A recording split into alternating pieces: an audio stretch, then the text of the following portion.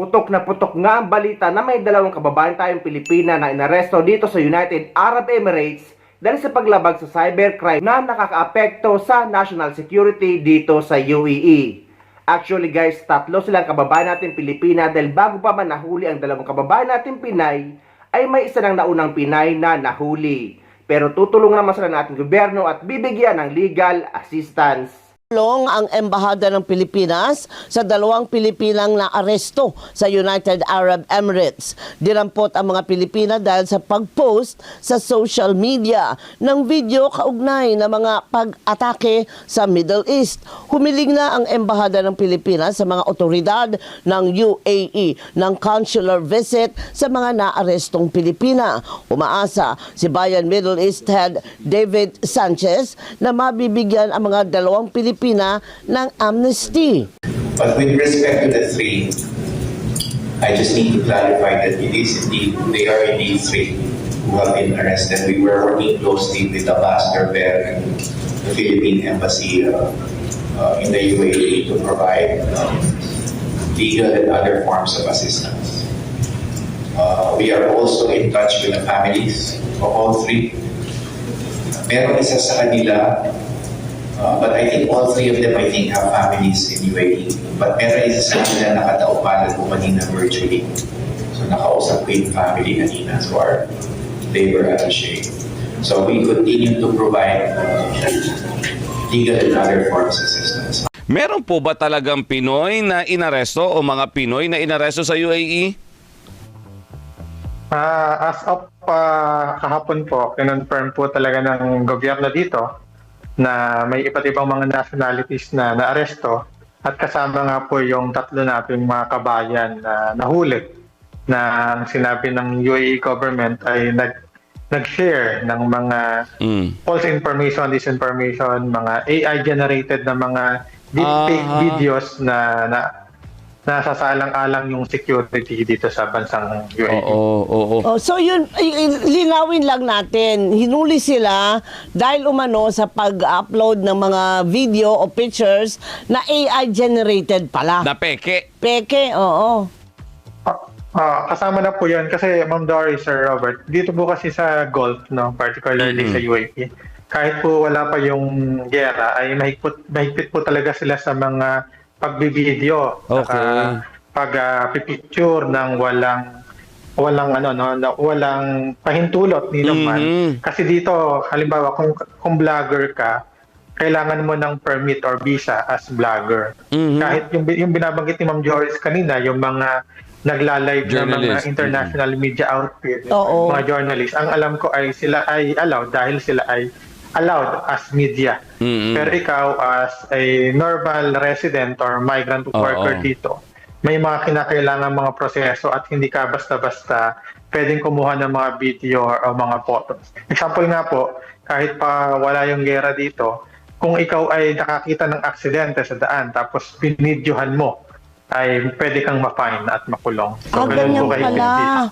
So, hindi kagaya dito sa atin at maging sa ibang bansa na kapag nagkaroon ng alingas-ngas o road rage, magbibidyo-bidyohan tayo lahat, di ba? At i-upload. So, bawal pala sa kanila yun. Dito sa atin, video muna bago report. Tama, o bago tulong.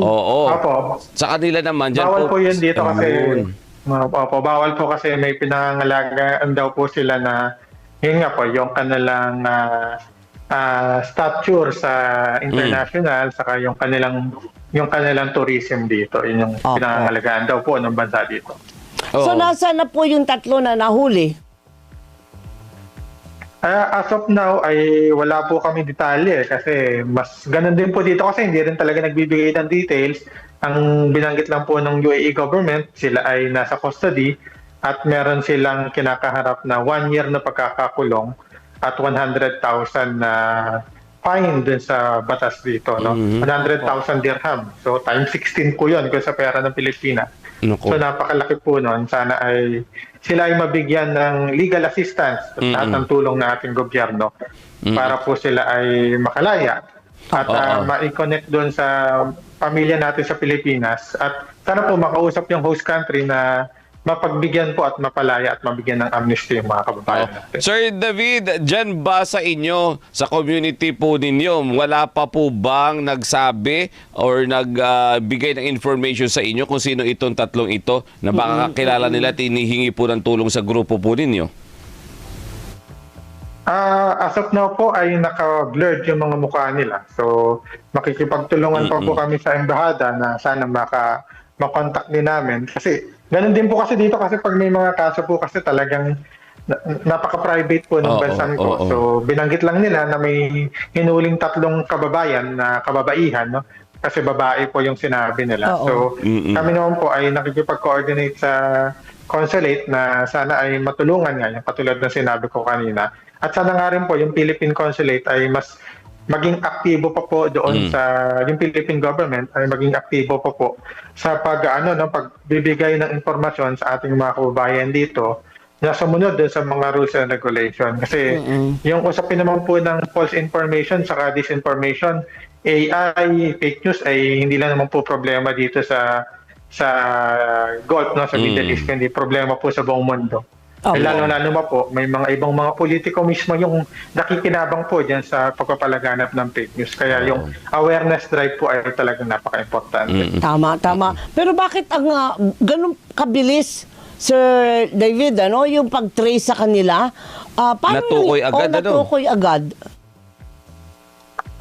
Dito rin po kasi napaka-highly po ng kanilang security measure sa pagbabantay po sa social media.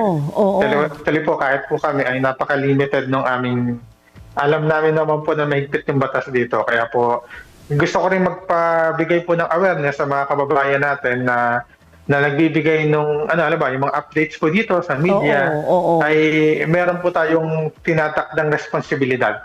Hindi po tayo basta-basta pwedeng makapagbigay ng mga videos, mga photos, lalong-lalo na yung mga nangyayari dito. Kasi hindi nga po hinahayaan na dito. Pero kung ang pakay naman ng mga kababayan natin dyan ang nag-upload siya, para lang makita ng kanilang mga kamag-anakan na ito nangyayari dito at ito kami, ligtas kami, pasok ba yun o hindi pa rin pwede?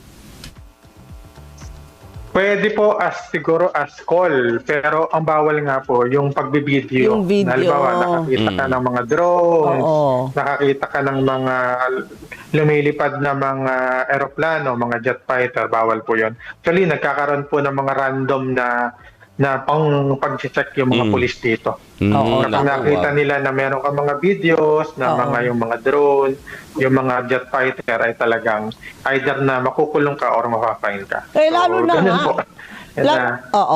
Lalo na kung AI generated lang pala. So fake news yun. Opo, lalo na po yung AI generated na kahit po kami sa bayan, sa migrante, ay kasama po sa advokasya namin, nagbibigay po kami ng mga trainings kasi marami po talaga mga OFWs na bibiktima niyan eh.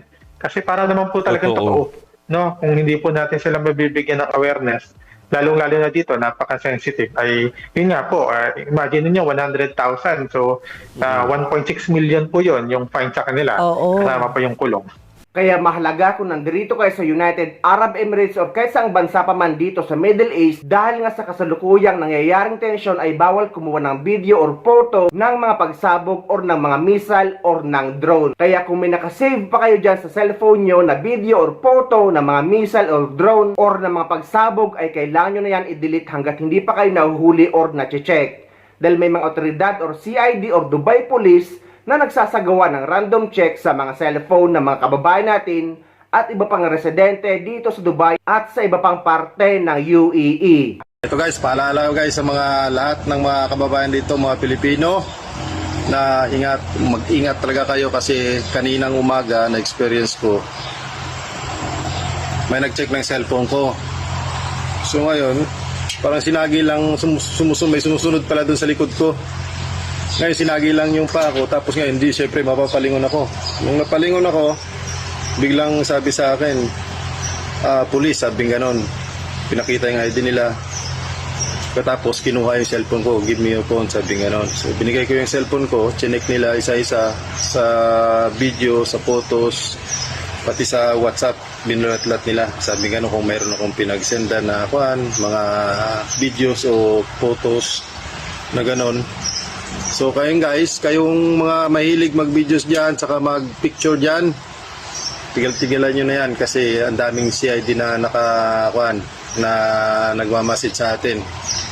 Buti na lang wala akong videos, saka wala rin akong mga photos dito na, mga pictures dito na nakasave dito sa cellphone ko. So kinalkal nila lahat, nung nakita nilang wala, binalik sa akin yung cellphone. Tapos tinanong anong lahi ka? Sabi nga ng Pilipino ka ako. Sabi ko ano. So guys, mag-ingat tayo guys ha. Huwag lang basta-basta magkuhan. Yung mga lukuhan dyan sa taas-taas na yan, pinipicturan nyo, kaya binivideos nyo, lalo videos. Tapos i-send nyo kung kani-kanino, tapos ipopost nyo sa Facebook, kung saan man, TikTok, lahat ng social media. Tigilan nyo na yan guys, kasi mauhuli kayo. Ang dami nang nahuli ngayon. Di ba nung nakaraan, naglabas ako ng video na mag-ingat kayo dahil mayroong mga CID na nag-checking ng mga cellphone natin. So ayun na guys, mayroon ng sampulan na guys, mayroon ng nahuling kabayan na dito sa Dubai. So ayun, nag-aantay lang siya nung kanila, ng service nila pauwi. Nadaanan ng CID, chinek yung cellphone at ayun, may nakita ang videos. So ayun, madideport yata ayun. Tapos mayroon din doon sa may airport. Yun, nahuli rin doon sa airport yung cellphone din, na-check rin yung cellphone, may mga videos din sa mga photos. So pinusasan siya. So ngayon kayo guys, yan na. Yan ang totoo na talaga yan na may nanguhuli talaga. So kayo mga guys, yung mga bukan nyo, yung mga photos saka mga videos yun dyan sa mga cellphone nyo, itigil nyo yan. Burahin nyo na yan hanggang hindi pa kayo na-check.